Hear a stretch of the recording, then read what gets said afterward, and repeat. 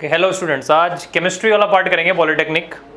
तो last video में chemistry में हमने बेसिक्स देखा था फर्स्ट चैप्टर का। आज टाइप्स ऑफ रिएक्शन देखेंगे और पॉलिटेक्निक के बैच स्टार्ट हो गए हैं, तो आप पॉलिटेक्निक के बैचेस को ज्वाइन करें। मैं साइंस सब्जेक्ट लूँगा, मेरा इंट्रोडक्शन में दे चुका हूँ ऑलरेडी। तो 2014 से मैं यही सब्जेक्ट ले रहा हूँ, ठीक है। 8 साल का मुझे एक्सपीरियंस है इस सब्जेक्ट में और लगभग बहुत सारे इंस्टीट्यूट्स में मैं यही सब्जेक्ट जो है वो पढ़ा चुका हूँ। तो स्टार्ट करते हैं टाइप्स ऑफ केमिकल रिएक्शन से।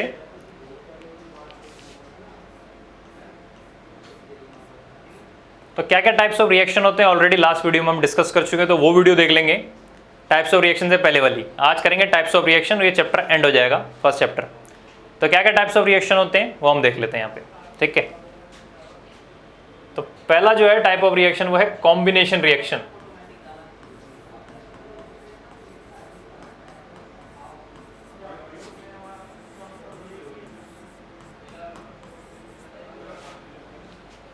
ठीक है,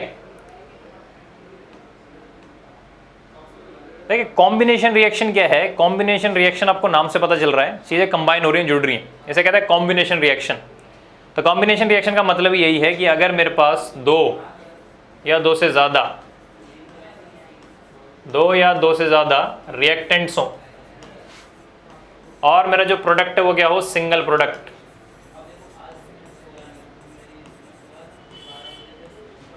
तो दो या दो से ज्यादा रिएक्टेंट हैं और प्रोडक्ट सिंगल है, एक ही है, तो इस तरह के रिएक्शन को क्या बोलेंगे, कॉम्बिनेशन रिएक्शन। तो कॉम्बिनेशन रिएक्शन की कुछ एग्जांपल आपको देता हूं, जैसे H2 plus O2 gives H2O। तो दो रिएक्टेंट दिख रहे हैं लेफ्ट साइड में, एक रिएक्टेंट यहाँ पे, प्रोडक्ट यहाँ पे दिख रहा है, इसे कॉम्बिनेशन कह सकते हैं। तो कॉम्बिनेशन के बहुत सारे एग्जाम्पल हैं, आइडेंटिफिकेशन के लिए क्वेश्चन आते हैं बहुत बार टाइप ऑफ रिएक्शन में। C प्लस O2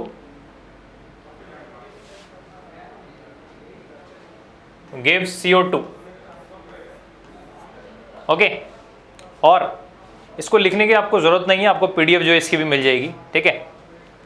एक और रिएक्शन देखते हैं जो इंपॉर्टेंट है, जो लास्ट क्लास में भी मैंने कराया था। तो देखें वो क्या रिएक्शन है, CaO कैल्शियम ऑक्साइड, जो व्हाइट कलर का पाउडर होता है मैंने बताया था, इसमें आप ऐड करते हैं वाटर।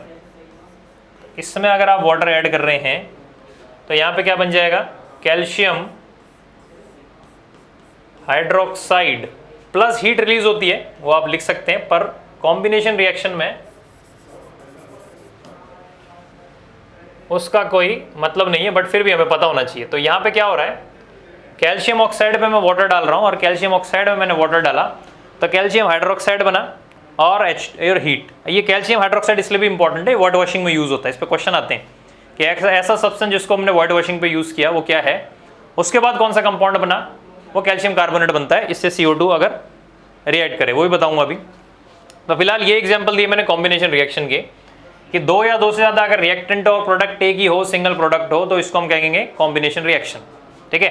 तो आइडेंटिफिकेशन के लिए आते हैं तो सिंपल पता लग रहा है कि भाई लेफ्ट साइड में दो या दो से ज्यादा रिएक्टेंट लिखे और राइट साइड में प्रोडक्ट एक है, इसे कॉम्बिनेशन के, ओके। अभी दूसरा जो है रिएक्शन है, सेकेंड टाइप ऑफ रिएक्शन है, वो क्या है,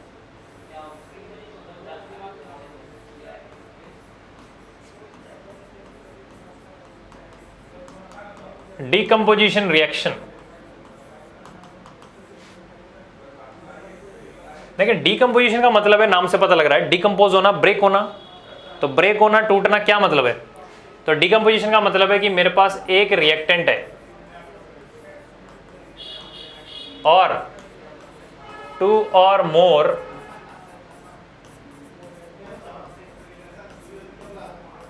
प्रोडक्ट्स हैं, ठीक है। तो एक रिएक्टेंट है और दो या दो से ज्यादा क्या है मेरे पास, प्रोडक्ट हैं। इस तरह के रिएक्शन को क्या कहेंगे, डिकम्पोजिशन रिएक्शन कहेंगे। टूट रहा है, ब्रेक हो रहा है, डिकम्पोज हो रहा है कुछ, लेकिन डिकम्पोजिशन के लिए एनर्जी चाहिए होती है। अभी जो डिकम्पोजिशन रिएक्शन है इसमें क्या होता है, energy is required to conduct.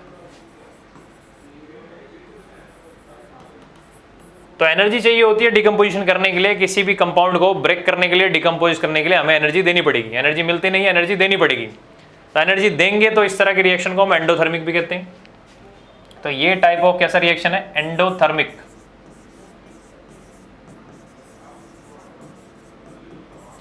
Endothermic मतलब मैंने हीट दी तो रिएक्शन हुआ, या मैंने एनर्जी दी तो रिएक्शन हुआ। अब एनर्जी जिस फॉर्म में देते हैं उसके हिसाब से डिकम्पोजिशन रिएक्शन के भी सब पार्ट हम कर सकते हैं। तो एनर्जी इज रिक्वायर्ड। अब एनर्जी किस फॉर्म में? अगर एनर्जी हीट की फॉर्म में है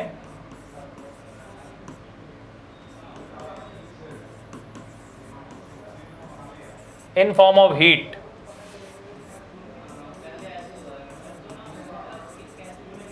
इन फॉर्म ऑफ इलेक्ट्रिसिटी, या तीसरा किस फॉर्म में दी? लाइट की फॉर्म में दी। क्या बोला मैंने? डिकम्पोज करने के लिए एनर्जी चाहिए, और एनर्जी चाहिए, एनर्जी दोगे तो डिकम्पोजिशन होगा। अब एनर्जी भी अलग अलग तरह की दे सकते हैं, हीट की फॉर्म में दें, लाइट की फॉर्म में दें, या इलेक्ट्रिसिटी की फॉर्म में दें, तो उसके हिसाब से डिकम्पोजिशन रिएक्शन के भी सब पार्ट हो जाएंगे। तो अगर हीट की फॉर्म में दें तो जिस तरह का डिकम्पोजिशन होगा उसे कहेंगे थर्मल डिकम्पोजिशन। थर्मल डिकम्पोजिशन, ठीक है। इलेक्ट्रिसिटी की फॉर्म में हो तो इलेक्ट्रोलाइटिक डिकम्पोजिशन,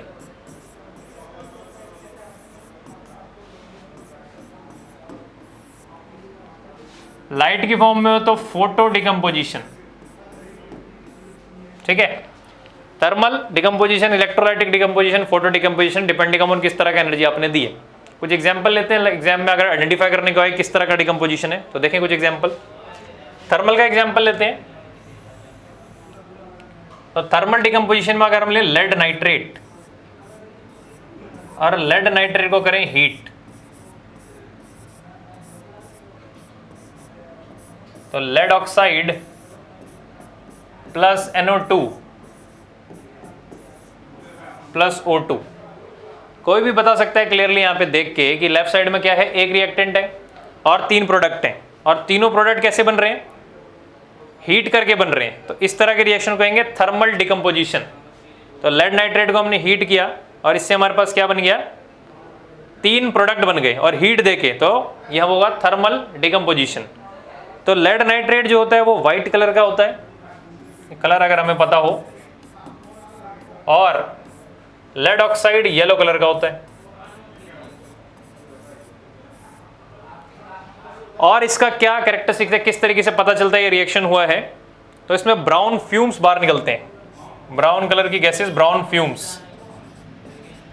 तो ब्राउन फ्यूम्स आर रिलीज्ड,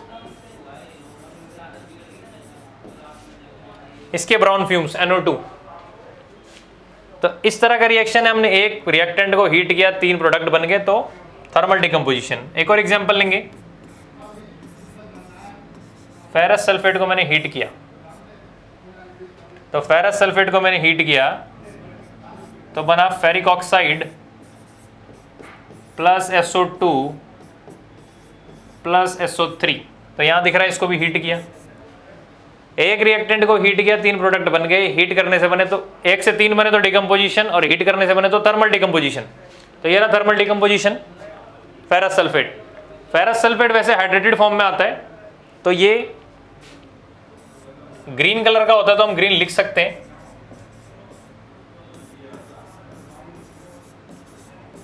तो ग्रीन कलर के कंपाउंड को हीट किया, ब्राउन कलर का फेरिक ऑक्साइड बना, SO2 बना और SO3 बना। साथ में एक कैरेक्टरिस्टिक्स और इसकी आती है, बर्निंग सल्फर की स्मेल। तो स्मेल ऑफ बर्निंग सल्फर,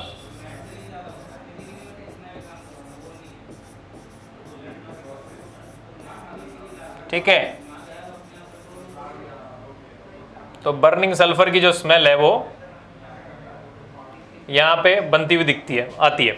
तो ये कुछ एग्जांपल ये मैंने लेड नाइट्रेट और फेरस सल्फेट, ऐसे बहुत सारे एग्जांपल और भी हैं, क्वेश्चंस में और भी चीजें करेंगे। इलेक्ट्रोलाइटिक की बात करें तो इलेक्ट्रोलाइटिक में H2O, वाटर में अगर इलेक्ट्रिसिटी पास करें तो H2 और O2 जो है यहां पे बनता है। तो इलेक्ट्रिसिटी पास करने से बन रहा है, इसलिए इलेक्ट्रोलाइटिक डिकम्पोजिशन कहेंगे।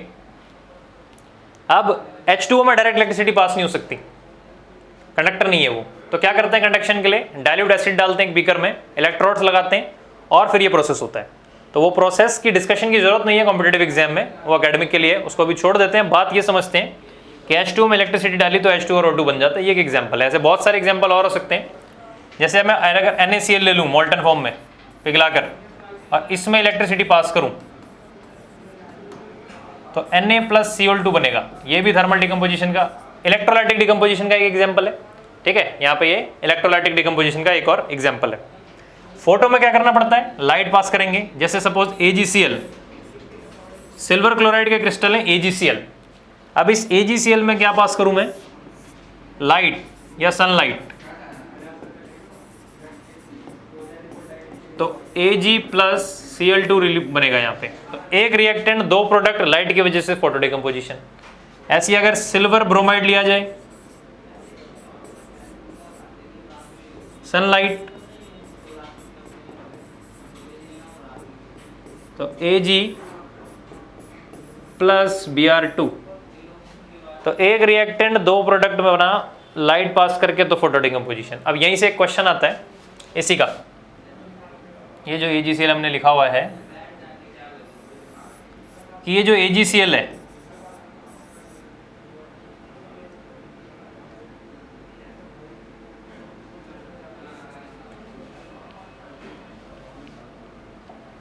AgCl पे क्वेश्चन आता है कि जो AgCl है why it is kept under dark bottles।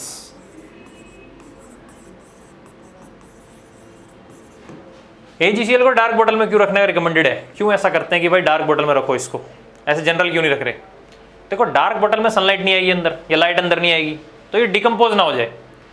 तो इसका आंसर क्या होगा, इसका आंसर आप इस तरीके से कर सकते हैं, अगर टू प्रोटेक्ट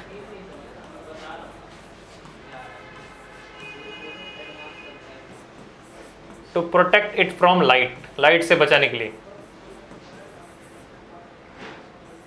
तो लाइट में रख के होगा क्या, लाइट में रख के क्या हो जाएगा,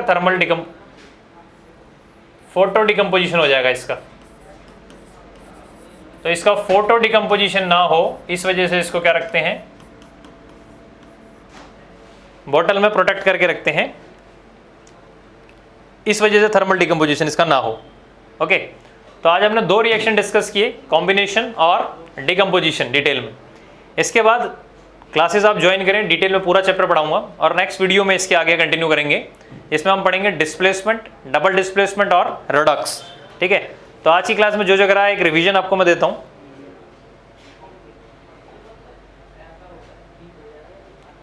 तो देखेंगे कॉम्बिनेशन रिएक्शन और दूसरा डिकम्पोजिशन। कॉम्बिनेशन और डिकम्पोजिशन एक दूसरे के अपोजिट है। कॉम्बिनेशन में चीजें जुड़ के एक बन रही है, डिकम्पोजिशन में एक से दो बना। कॉम्बिनेशन इस तरीके का है, डिकम्पोजिशन क्या है, एक से दो प्रोडक्ट या तीन प्रोडक्ट बने, इसमें एनर्जी आपको देनी पड़ेगी। और ये भी तीन पार्ट में हमने डिवाइड किए, हीट देनी है तो थर्मल, इलेक्ट्रिसिटी देनी है इलेक्ट्रोलाइटिक, और लाइट देनी है तो फोटो। ठीक है, तो इतना ही करेंगे आज की क्लास में। ज्वाइन करें आप बैचेस को जो शुरू हो चुके हैं, तो बाकी करेंगे नेक्स्ट वीडियो में।